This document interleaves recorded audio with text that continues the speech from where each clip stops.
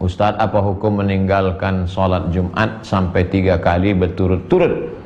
Man tarakal jumu'ata, siapa yang meninggalkan Jumat salasa marratin 3 kali, tahawunan berturut-turut, tahawunan karena menyepelekan Jumat. Kok enggak sholat Jumat? Alah, khotibnya baca koran. Kok enggak sholat Jumat? Aku ngantuk kali, lah sholat zuhur aja. Siapa yang meninggalkan sholat Jumat 3 kali berturut-turut karena menyepelekan sholat Jumat, taba'allahu ala qalbih, dikunci Allah hatinya. Taba'a, surat setelah masuk ke dalam amplop, lalu kemudian ditobak, terkunci, tak masuk lagi. Begitulah orang yang meninggalkan sholat Jumat. Tapi Jumat ini kita udah 3 kali nggak sholat Jumat. Kenapa? Karena wabah corona. Oleh sebab itu tidak termasuk kita ke dalamnya, karena ada sebab.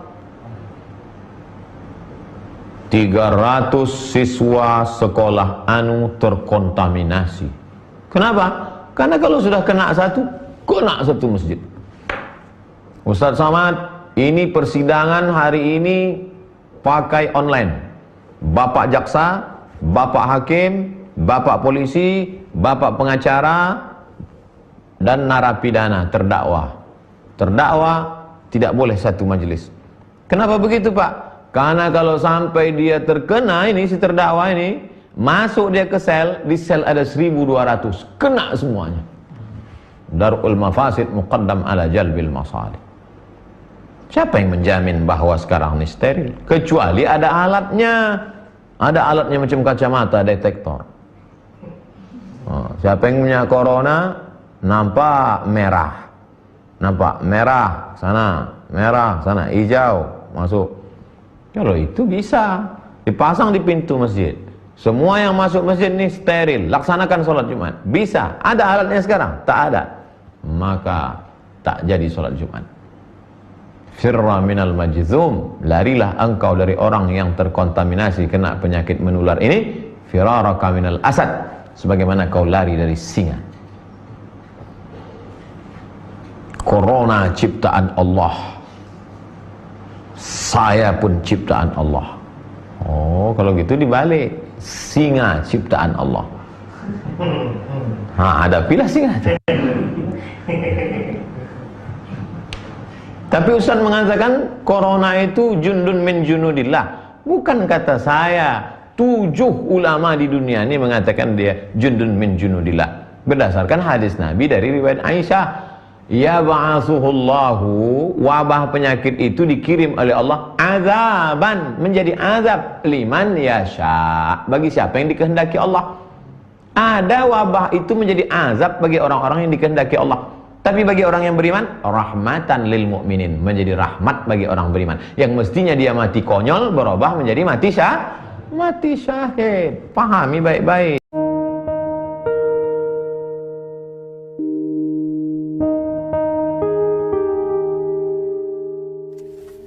Assalamualaikum Abiku. Waalaikumsalam warahmatullah. Kita siap-siap jarak jauh ya, karena kan lagi di rumah aja. Nona mau tanya Abi soal corona. Sebagian kalangan menyebarkan informasi dan bilang virus corona ini tentara Allah yang sengaja diturunkan untuk menghukum manusia. Gimana Abiku? Iya, memang terlalu banyak nih berita, tulisan dan sebagainya yang simpang siur. Ada yang tidak bertanggung jawab dan ada juga yang memang ada kebenarannya.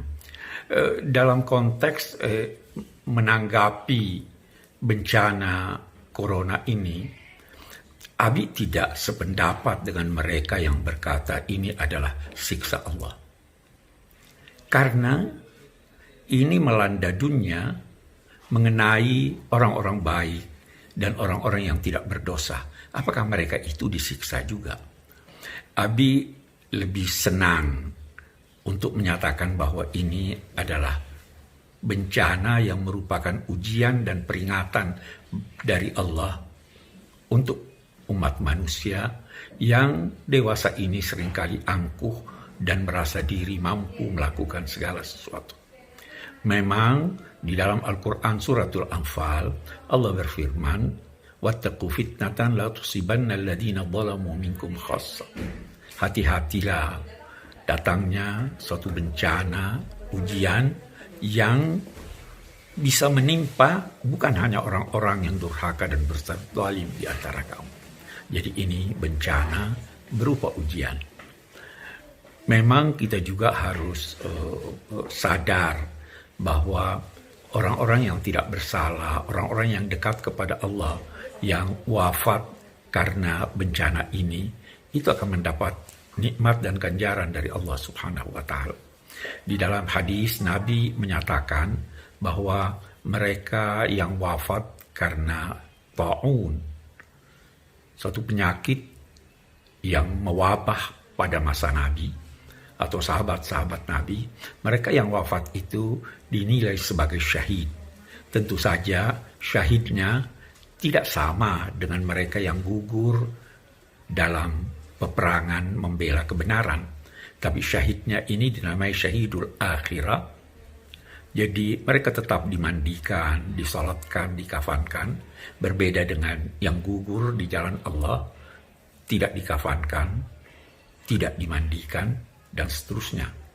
Tetapi ganjaran yang diperolehnya dari Allah karena kematiannya akibat virus ini itu serupa dengan ganjaran orang-orang yang meninggal di medan perang.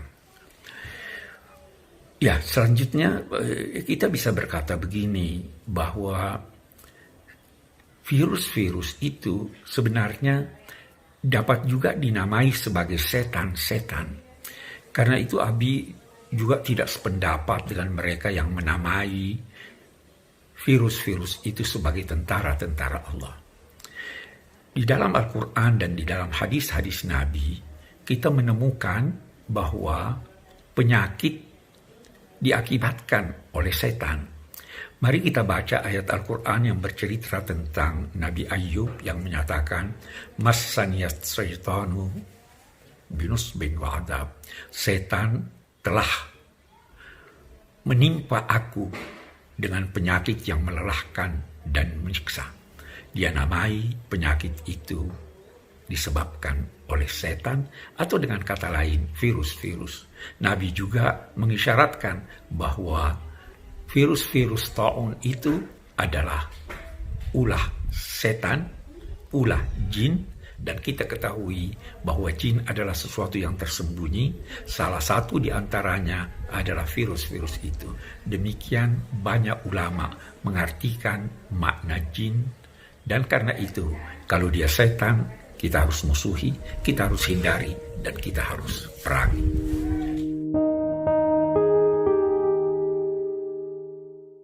Dunia dilanda oleh virus corona. Kejadian ini jangan dianggap sebagai siksa ilahi, tetapi dia adalah peringatan, dan peringatan bisa menjadi nikmat. Dia peringatan agar manusia jangan angkuh dan merasakan kelemahannya di hadapan Tuhan yang Maha Kuasa. Kita diuji tentang ketaatan kita melaksanakan tuntunan agama.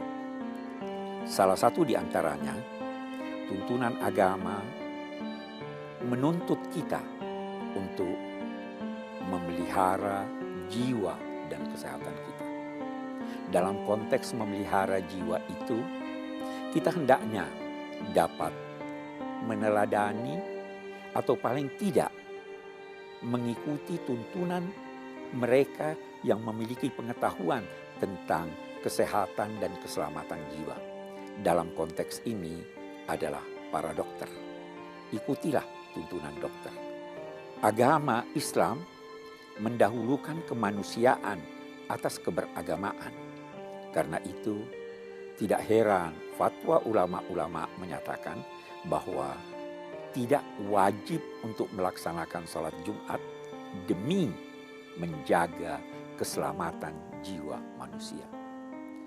Kita diuji untuk mengikuti tuntunan agama itu, dan apabila terjadi perbedaan pendapat menyangkut tuntunan itu, Agama juga menyatakan kalau terjadi perbedaan pendapat, ikutilah tuntunan dan pendapat pemerintah. Karena itu adalah jalan yang menyelesaikan perbedaan pendapat. Demikian, semoga kita berhasil.